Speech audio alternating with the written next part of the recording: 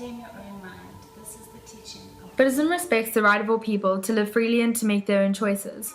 This then teaches them to be tolerant because in order to respect one another, they need to be tolerant of other faiths and ways of life. They accept other people and creatures with a compassionate attitude and believe they share the same environment as everything living.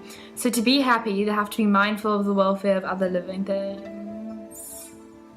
Would you consider Buddhism a religion?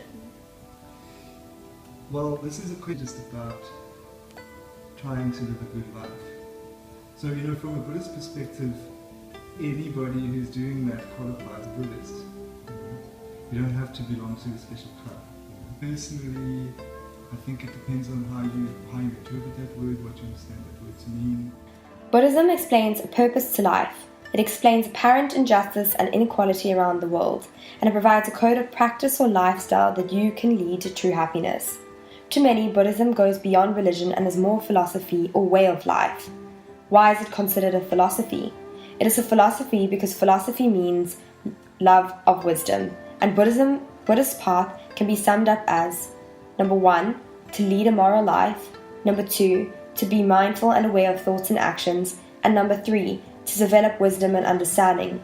Their moral code is summarized into 5 precepts: not to take life of anything living, not to take anything not freely given, to abstain from sexual misconduct and sensual overindulgence, to refrain from untrue speech, and to avoid intoxication, that is losing mindfulness. Respecting other faith traditions and never looking down on anybody else's view, never looking down on anybody else's religion, but seeing the benefit that it brings them. Trying to, from a philosophical perspective, there will be differences, even in certain Buddhist schools there will be differences.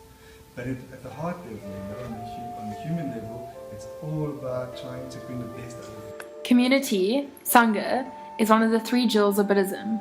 It refers to the Buddhist community as a whole. Buddhism started off in groups of wandering Aztecs and slowly moved into stable physical structures and was always connected with the communities where these structures were built. These places became sites for pilgrims to visit and for festivals to be held. Monasteries serve social needs by making special dates for weddings, telling fortunes, and meditating.